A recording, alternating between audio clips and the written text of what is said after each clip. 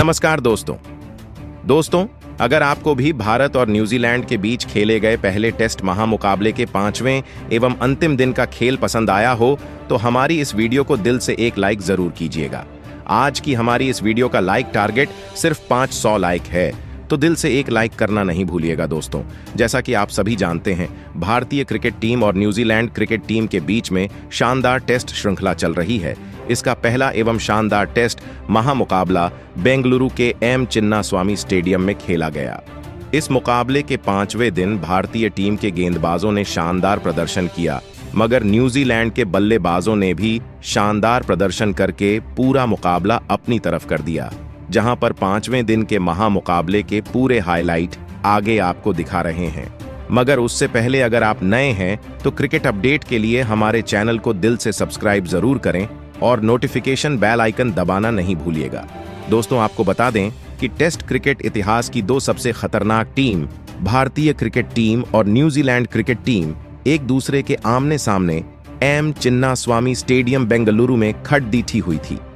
जब 16 अक्टूबर को मुकाबला शुरू हुआ तो भारत के कप्तान रोहित शर्मा ने टॉस जीतकर पहले गेंदबाजी करने का फैसला किया था, मगर भारतीय कप्तान का यह फैसला सरासर गलत साबित हुआ और पहली पारी में पूरे भारतीय टीम पहले ही दिन सिर्फ 46 रन पर ऑल आउट हो गई।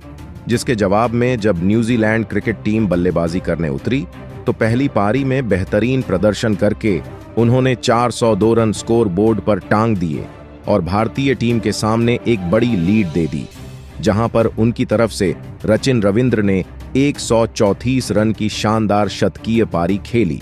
इसके बाद जब भारतीय टीम दूसरी पारी में बल्लेबाजी करने उतरी तो भारतीय टीम की तरफ से शानदार प्रदर्शन करते हुए बेहतरीन नजारा दिखाया गया और दूसरी पारी में भारतीय टीम ने 462 रन स्कोर बोर्ड पर लगा दिए। इस दौरान भारतीय टीम की तरफ से सरफराज खान ने 195 गेंद में 150 रन की पारी खेली थी, जबकि ऋषभ पंत ने बेहतरीन 99 रन और विराट कोहली की 70 रन की पारियां शामिल खेली। इसके दाम पर भारतीय टीम ने न्यूजीलैंड को 107 रन का स्कोर दूसरी पारी में चेज करने के लिए दिया, जिसके जवाब में जब न्यूजीलैंड टीम उतरी तो चौथे दिन का खेल खत्म होने तक मैच पहले ओवर की 4 गेंद फेंकी गई थी और फिर खेल को रोक दिया गया। जब 5वें दिन का खेल शुरू हुआ तो न्यूजीलैंड की तरफ से 2 घातक ओपनर बल्लेबाज कप्तान टॉम लैथम और देवन कॉनवे मैदान पर उतरे। दोस्तों, इसके बाद जब 5वें दिन का खेल शुरू हुआ तो पहले ओवर की बाकी बची 2 गेंदें जसप्रीत बुमराह लेकर आए और पहले ओवर के अंतिम गेंद पर जसप्रीत बुमराह ने कप्तान टॉम लैथम को LBW आउट कर दिया और बिना खाता खोले टॉम लैथम पवेलियन चले गए और पहला विकेट बिना कोई खाता खोले ही न्यूजीलैंड टीम ने खो दिया। भारतीय टीम की शानदार शुरुआत हो चुकी थी। पहला विकेट जल्दी गिर जाने के बाद न्यूजीलैंड की तरफ से विल यॉन्ग नाम का बल्लेबाज मैदान पर उतरता है और दूसरा ओवर लेकर सिराज आए तो उन्होंने कोई रन नहीं दिया, जबकि इसके बाद बेहतरीन प्रदर्शन करते हुए भारतीय गेंदबाजों ने न्यूजीलैंड के बल्लेबाजों को रोक कर रखा और भारतीय गेंदबाजी का कमाल का आप अंदाज इसी से लगा लीजिए कि मगज 5वें हैं ओवर तक न्यूजीलैंड टीम एक विकेट खोकर 8 रन बना पाई थी। भारतीय टीम की कसी हुई गेंदबाजी न्यूजीलैंड के बल्लेबाजों पर दबाव बढ़ाती जा रही थी, मगर पारी के 8वें ओवर में विल यॉन्ग में मोहम्मद सिराज को अंतिम गेंद पर एक शानदार चौका लगाते हैं और अपनी टीम का दबाव थोड़ा कम करते हैं। बता दें, पैड लाइन पर डाली गई गेंद पर बल्लेबाज ने फ्लिप करके एक चौका शानदार लगाया था और 8 ओवर की समाप्ति पर 13 रन भारतीय टीम के सामने न्यूजीलैंड टीम बना लेती है। फिर टीम का 9वां ओवर लेकर जसप्रीत बुमराह आते हैं तो दूसरी गेंद पर देवन कॉनवे भी शानदार ऊपर डाली गई गेंद को कवर्स की ओर ड्राइव करके एक और चौका लगा देते हैं। तो अंतिम गेंद पर फिर डेवन कॉनवे ऑफ स्टंप पर डाली गई गेंद को डिफेंस करने का प्रयास करते हैं। बल्ले का बाहरी किनारा लेकर फील्डर को बीट करते हुए थर्ड मैन बाउंड्री की तरफ एक शानदार चौका लगा देते हैं और फिर 9 ओवर में 21 रन शानदार तरीके से न्यूजीलैंड टीम बना चुकी थी। इसके बाद दोस्तों, मोहम्मद सिराज गेंदबाजी करने के लिए आते हैं तो विल यॉन्ग दूसरी गेंद पर पूरी तरीके से लीन करते हुए पॉइंट की ओर ड्राइव कर देते हैं और अपनी टीम के लिए 4 रन बटोर लेते हैं। इसी ओवर में 5वीं गेंद पर मोहम्मद सिराज के द्वारा लेंथ में छोटी डाली गई गेंद को विल यॉन्ग मिड विकेट की तरफ फ्लिक करके एक और गैप में बाउंड्री के बाहर गेंद को भेजकर चौका बटोरते हैं और 12 ओवर में भारतीय टीम के सामने न्यूजीलैंड एक विकेट खोकर 31 रन बना लेती है। न्यूजीलैंड की शानदार बल्लेबाजी को देखकर भारतीय कप्तान रोहित शर्मा भी परेशानी में नजर आ रहे थे, क्योंकि भारतीय टीम की हार साफ साफ दिखाई दे रही थी। फिर 13वां ओवर लेकर जसप्रीत बुमराह आते हैं तो डेवॉन कॉनबे शानदार फ्लिप शॉट लगाकर दूसरी गेंद पर खूबसूरती से कलाइयों के सहारे इसको स्क्वायर लेग बाउंड्री की तरफ एक चौका लगा देते हैं। अब शानदार न्यूजीलैंड टीम 35 रन बना चुकी थी, मगर बुमराह फिर तीसरी गेंद पर डेवॉन कॉनबे को LBW आउट कर देते हैं। हालांकि अंपायर ने मना कर दिया था। फिर भारतीय टीम की तरफ से रिव्यू लिया गया। रिव्यू सफल हुआ। डेवॉन कॉनवे 17 रन बनाकर पवेलियन चले गए और 35 रन के स्कोर पर न्यूजीलैंड ने अपना दूसरा विकेट खो दिया था। इसके बाद पहली पारी में शतक वीर रहे रचिन रविंद्र मैदान पर आते हैं और शानदार चौथी गेंद पर प्लेसमेंट करके थर्ड मैन बाउंड्री की तरफ गाइड करके चौके के साथ अपना खाता खोलते हैं। इस ओवर के अंतिम गेंद पर बुमराह को रचिन रविंद्र पेड लाइन पर डाली गई गेंद पर मिड विकेट की ओर क्लिक करके एक और चौका लगा देते हैं। इस ओवर में कुल 12 रन के साथ 13 ओवर की समाप्ति पर 2 विकेट खोकर टीम 43 रन पर पहुंच गई थी।